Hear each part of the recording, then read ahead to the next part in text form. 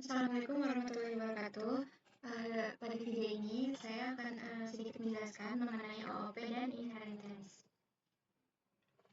Nah, OOP atau Object Oriented Programming adalah paradigma pemrograman berbasis objek yang menggabungkan data atau atribut dan fungsi atau metode yang terstruktur, fleksibel, dan dapat digunakan kembali. Nah, konsep utamanya itu meliputi encapsulation, inheritance, polymorphism, dan abstraction. Nah, inheritance adalah salah satu konsep OOP yang dimana sebuah kelas atau turunan dari sebuah anak atau turunan dari kelas yang mewarisi atribut dan metode dari kelas lain atau kelas induknya. Jadi inheritance ini memungkinkan kita untuk membuat sebuah kelas baru berdasarkan kelas yang sudah ada tanpa menulis ulang semua kodenya. Nah, pada video ini saya akan sedikit membahas konsep dasar OOP melalui contoh kode yang sederhana. Nah,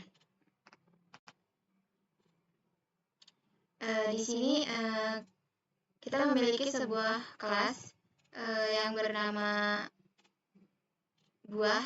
Jadi buah ini kelas induk atau kelas parent. Nah, kelas buah ini memiliki dua atribut utama, yaitu name dan rasa. Yang nanti dan self name dan self rasa ini nantinya akan menyimpan informasi yang akan diinput. Nah, di sini kita juga memiliki metode deskripsi yang nantinya berfungsi untuk mengembalikan informasi, yaitu nama buah dan rasa buah.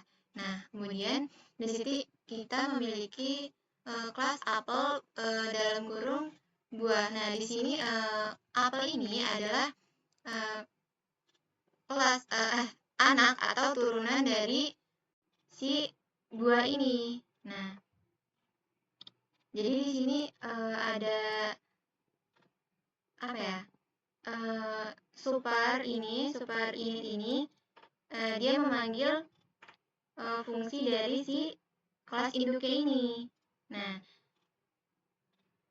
dan menambahkan atribut baru yaitu warna. Jadi dalam inheritance ini, dalam kelas turunan ini, kita dapat memodifikasi metode atau fungsi yang ada di kelas induk.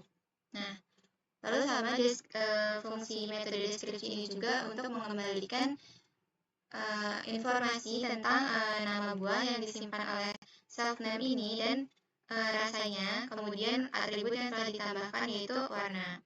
Nah, kemudian di sini juga ada kelas jeruk. Kelas jeruk ini juga adalah kelas anak atau kelas turunan dari buah. Nah, di sini dia menambahkan atribut ukuran. Jadi atribut pada kelas jeruk ini ada rasa dan ukuran. Nah, kemudian di sini kita membuat menginput objeknya. Di sini kelas apel ini kan mana ya? Memiliki atribut rasa dan warna. Di sini kita masukin rasanya manis dan warnanya merah. Kemudian di kelas jeruk ini ada dua atribut juga, rasa dan ukuran. Kita masukkan menginput rasanya asam manis dan ukurannya sedang. Nah, print apple deskripsi di sini itu dia nantinya si fungsi print ini memanggil fungsi si deskripsi ini. Nah, jadi nanti dia akan mencetak informasi yang telah disimpan oleh deskripsi fungsi metode deskripsi ini, yaitu menyimpan informasi tentang rasa manis nama buah dan rasa serta warnanya. Coba kita jalanin. Nah, di sini dia akan keluar outputnya buah apel memiliki rasa manis dan warna merah. Kemudian buah jeruk memiliki rasa asam manis dan ukuran yang sedang. Nah, kemudian di sini kita diminta untuk menjelaskan mengenai exception handling. Nah, exception handling itu adalah mekanisme dalam pemrograman untuk menangani kesalahan atau error yang terjadi saat program yang dijalankan, agar program itu tidak langsung berhenti, tetapi bisa menangani kesalahan tersebut dengan cara yang lebih aman atau informatif. Nah, tujuan exception handling ini mencegah program berhenti tiba-tiba saat ada kesalahan atau ada error. Nah, terus memberi informasi yang jelas tentang kesalahan serta mengontrol alur program saat terjadi error.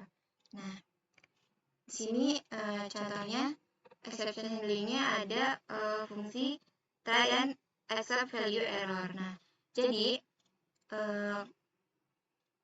ketika try ini nantinya akan menginput harga.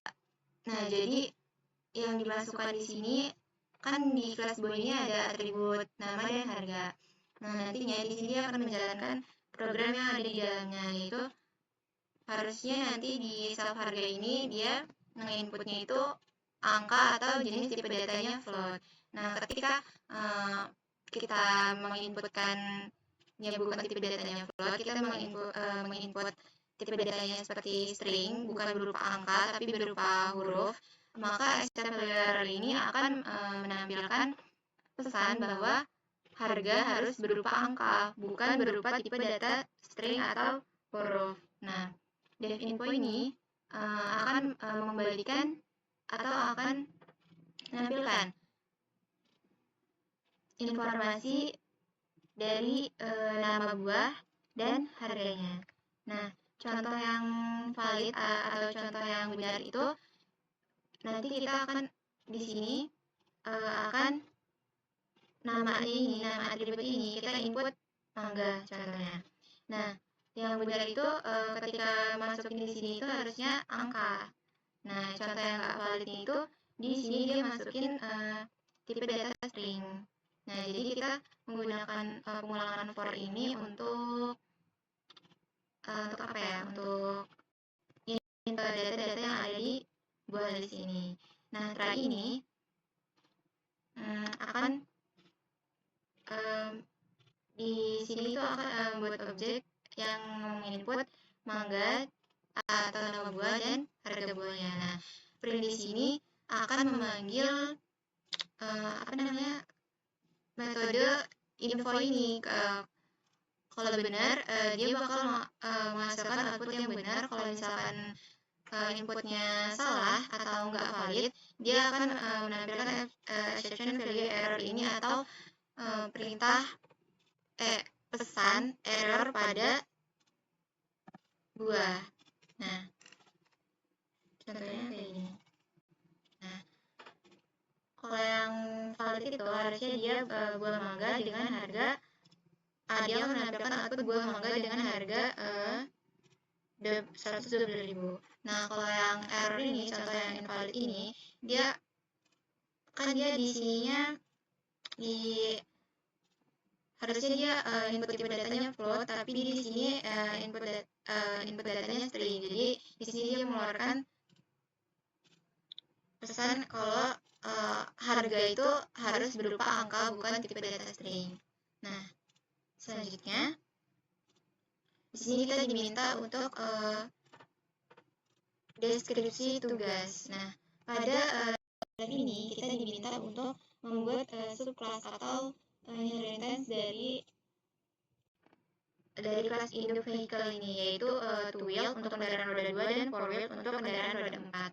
Nah, kemudian pada kelas parking lot ini kita diperintahkan untuk menambahkan atribut parking purpose untuk yang fungsinya untuk menandakan slot parkir yang ditujukan untuk kendaraan roda 4, four wheel atau kendaraan roda 2. Kemudian kita diminta untuk menambahkan implementasi mekanisme atau exception handling tadi sebagai penanganan kesalahan untuk validasi input data pengguna saat menambahkan kendaraan baru atau jenis kendaraan yang tidak valid. Kemudian ketika slot parkir penuh tapi ada kendaraan yang masuk, ketika ada kendaraan tidak ditemukan saat ingin keluar parkir, dan ketika slot parkir yang dituju tidak sesuai dengan jenis kendaraannya.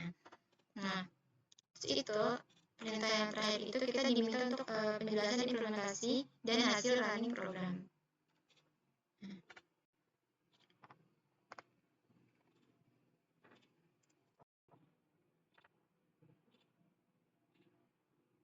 Nah, yang pertama itu kita diminta untuk di dalam kelas ini terdapat beberapa atribut, yaitu self present plate atau entry time dan exit time, dan beberapa metode lainnya seperti exit time, get info, dan get type.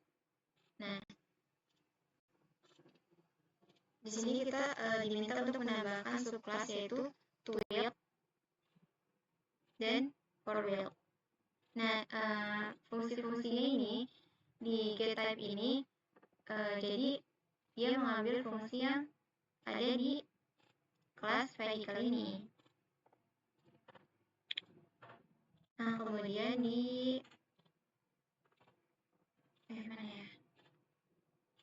di kelas parking lot ini dia diminta untuk menambahkan fungsi atribut parking pure post yang tujuannya untuk menyimpan jenis kendaraan untuk setiap slot.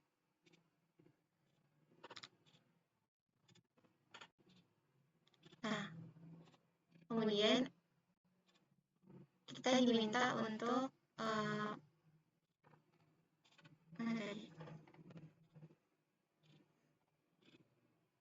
menunjukkan hasil running program. Nah, di sini kita diminta untuk mekanisme exception handling itu atau penanganan mekanisme kesalahan itu validasi input data pengguna saat menambahkan kendaraan baru atau jenis kendaraan tidak valid.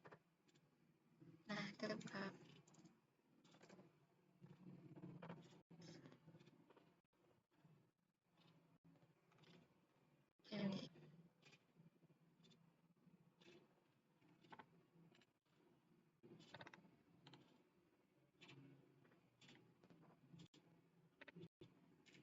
Masuk.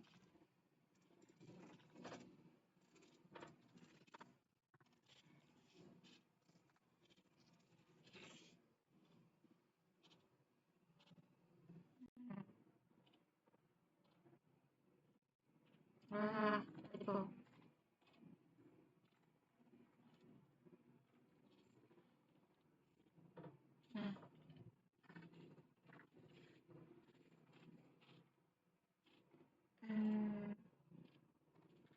Python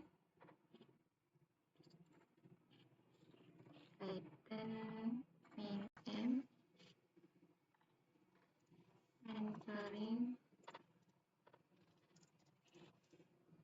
dot main score npm. Nah, yang pertama validasi input data pengguna saat menambah kendaraan baru atau jenis kendaraan tidak valid. Sama kita tambahin tambah slot parkirnya.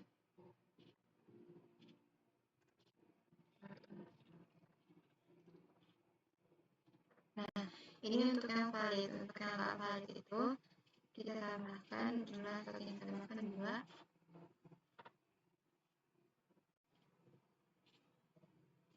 Belum.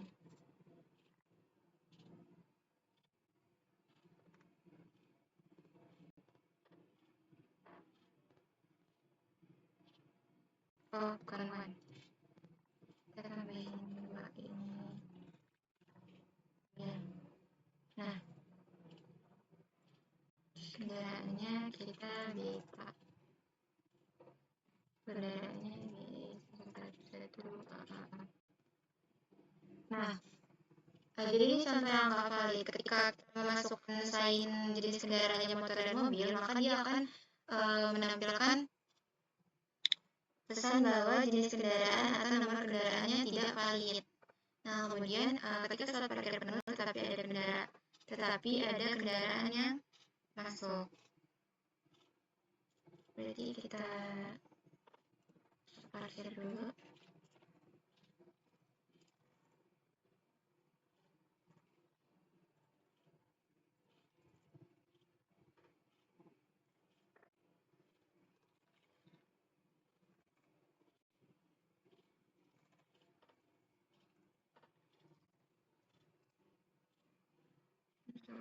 untuk kita sudah terjadi kendara masuk mobil.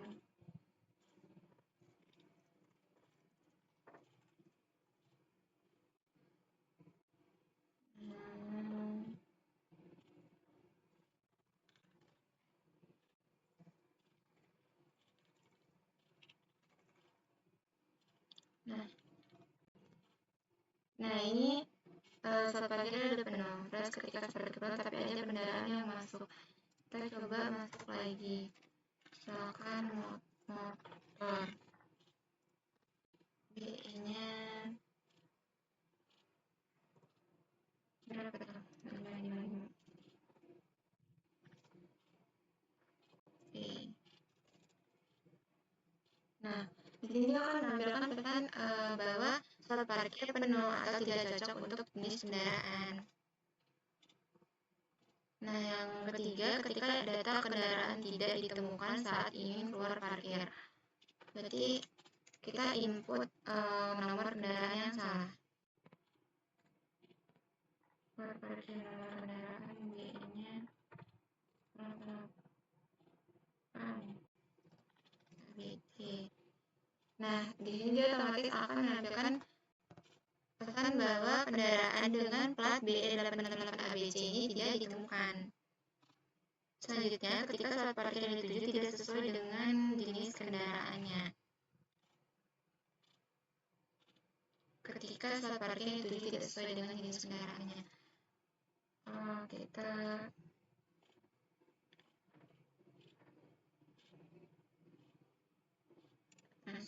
berarti ini.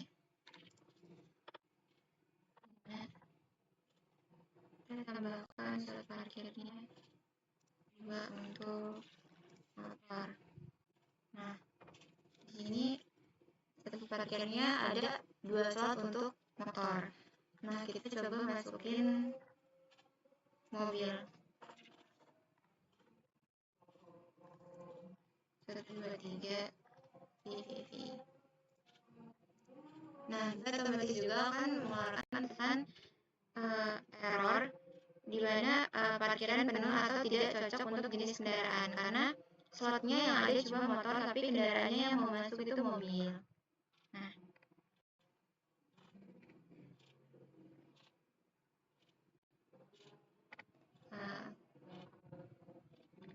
mungkin cukup sekian video penjelasan dari saya, kurang lebihnya mohon maaf.